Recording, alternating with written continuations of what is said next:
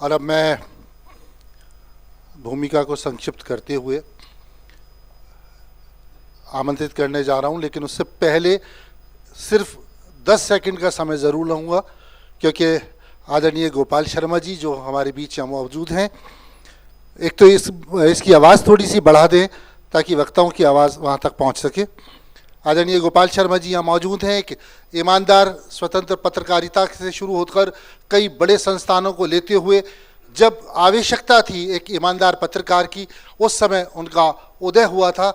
और ये कहते हुए मुझे कोई अतिशयोक्ति नहीं है कि होती किसी की तरह गिरफ्तार क्यों नहीं और रुकती कहीं ये वक्त की रफ्तार क्यों नहीं, रूबी लिखे जो बात को बेखौफ बेखतर, ऐसा हमारे मुल्क में पत्रकार क्यों नहीं।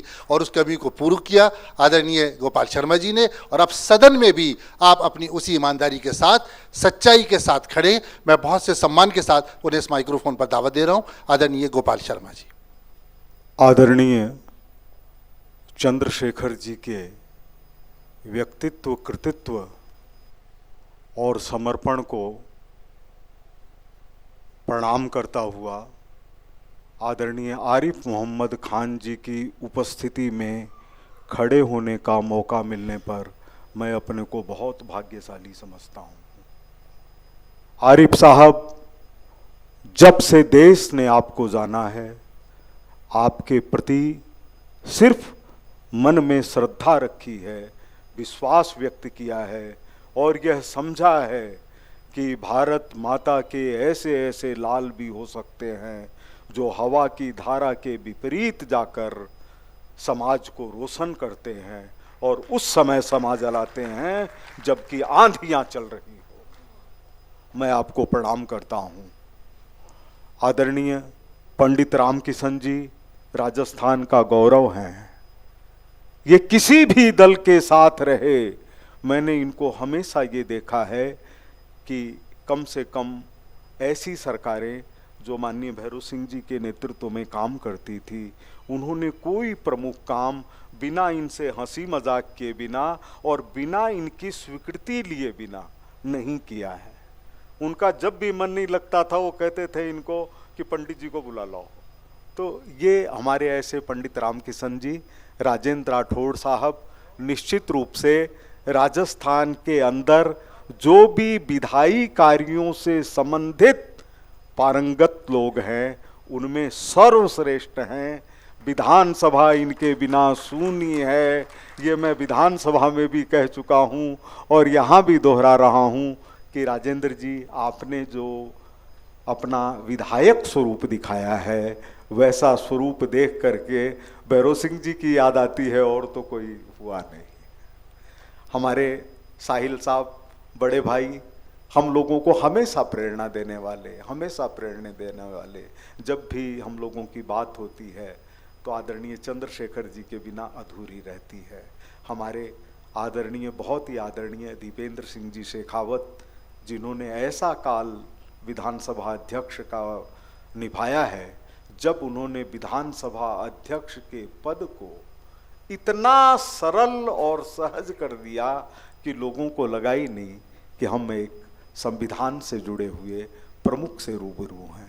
कभी भी किसी को ये घर से बाहर तक छोड़ने नहीं आए तो इनका नाम ही पूरा नहीं होता। घर से बाहर छोड़कर आना ये दीपेंद्र सिंह जी का स्वभाव है। समय, भाइयों और बहनों, समय कम है, संक्षिप्त सी बात है। मेरा आदरणीय चंद्रशेखर जी से पहला संपर्क जो आया, काशी विद्यापीठ में 3 प्राध्यापक और प्रोफेसरों की मंडली होती थी। डॉक्टर युगेश्वर, जिन्होंने आपातकाल का धूमकेतु राजनारायण लिखा, विजय नारायण सिंह बलियाटिक और आजमगढ़ के डॉक्टर परमानंद सिंह। ये तीनों एक ही त्रिकोण में रहते थे और मैं विद्यार्थी परिषद का संयोजक था वाराणसी का। तो मेरा जो सर्वाधिक स्नेह और स्वाभाविक प्रेम था वो समाजवादी साथियों से था, इसलिए हम लोग साथ बैठे थे। उन्होंने कहा नेताजी आयल हवन, इसका अर्थ था कि नेताजी आए हुए हैं। अब वो काशी के स्टेशन के ऊपर अकेले बैठे थे, बलिया से आए थे, दिल्ली जाना था काशी विश्वनाथ एक्सप्रेस से। तो उन्होंने जो ही इन तीनों को आते हुए देखा तो वो खड़े हुए, तो उन्होंने विजय बलियाटिक जी ने कहा ऊ रहलन, मतलब उनकी लंबाई वगैरह सब, ये बात 82 की है, तो पुरानी बात है। तो उसके बाद में पहला जो उनसे संपर्क आया और ये देखा कोई इतना बड़ा व्यक्ति अपने से इतने कनिष्ठ व्यक्ति को बराबर का मान करके व्यवहार करता है, वह प्रभु के आशीर्वाद के बिना संभव नहीं है। वो चंद्रशेखर जी थे। उसके बाद 20 इंटरव्यू लेने के मौके मिले उनसे। 2-3 बात जो उनकी है वो मैं आपसे साझा करूंगा और अपना स्थान लूंगा। एक बार नौजवानी के दिन थे मेरे, मैंने कहा कि सब अध्यक्ष जी बोलते थे तो मैं भी अध्यक्ष जी बोलता था। बीकानेर के अंदर वो आए हुए थे अपने भाटी साहब के बेटे के निधन होने के बाद में, तो वहां सर्किट हाउस में साफा बंधवाने की बात चल रही थी और संजय सिंह जी जो सांसद हुए वो उनको साफा बांध रहे थे। तो मैंने पूछा, मैंने कहा एक बात बताइए, आपको किस रूप में जनता जाने, आप जब नहीं रहेंगे तो आपको किस रूप में जनता जाने। उन्होंने कहा सीधी सी बात है, मैंने जो भी सोचा उसको ठीक से समझा और उसको पूरी तरह से लागू किया, वो है चंद्रशेखर। ये उन्होंने कहा। एक इंटरव्यू में उन्होंने कहा कि मैंने कभी भी कोई पद या जिम्मेदारी किसी से मांगी नहीं, हाथ फैलाने का काम नहीं किया पूरी जिंदगी में। तीसरी बात उन्होंने कही कि मैं जिन व्यक्तियों के संपर्क में आया उनमें आचार्य नरेंद्र देव जी से बेहतर मनुष्य कोई हो सकता है, ये मुझे लगता नहीं है। बोले जो कहते थे वो करते थे, जो करते थे वो कहते थे, और हमको जब भी कोई आदर्श के व्यक्तित्व के रूप में ध्यान जाता था तो वो आचार्य नरेंद्र देव जी का जाता था। आचार्य नरेंद्र देव जी ही थे जिन्होंने चंद्रशेखर जी को कहा कि आप पीएचडी मत करिए, पढ़ाने वाले बहुत मिल जाएंगे, देश चलाने वालों की कमी है, आप देश चलाने के अंदर लगिए। एक बात और जो अपने इनसे जुड़ी हुई है साहिल साहब से, कि साहिल साहब के यहाँ आदरणीय चंद्रशेखर जी, आदरणीय भैरव सिंह जी, मेनका गांधी जी, हम सब लोग बैठे थे। तो उनका जो मजाक करने के विषय थे उसको एक जिक्र करता हूं। सबसे पहले तो मैंने साहिल साहब से कहा कि मेरे को आज कुछ लंबी बात करने के लिए समय चाहिए, मैं राजस्थान पत्रिका में था उस समय। तो चंद्रशेखर जी ने कहा गोपाल जी राजनीति में आए का इरादा हो का लंबी बात क्यों। फिर बात चली भैरव सिंह जी के कोर्ट पर। तो मैंने कहा सब 16-17 साल से मैं देख रहा हूं ये कोर्ट है। बोले ये जब तक जिएंगे, जब तक इनका शरीर रहेगा तब तक इनका कोर्ट रहेगा।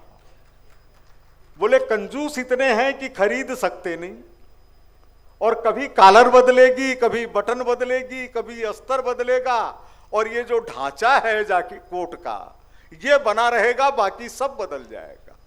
तो इस तरह के चंद्रशेखर जी का हास्यपूर्ण व्यक्तित्व था। और अब आखिरी बात जो मैं कहना चाहता हूं, जिसका सबूत कभी भी टेलीफोन विभाग के लोग दे सकते हैं, कि अगर भारतीय जनता पार्टी के एक नेता का अहंकार नहीं होता तो अटल जी की सरकार एक वोट से गिरी नहीं होती।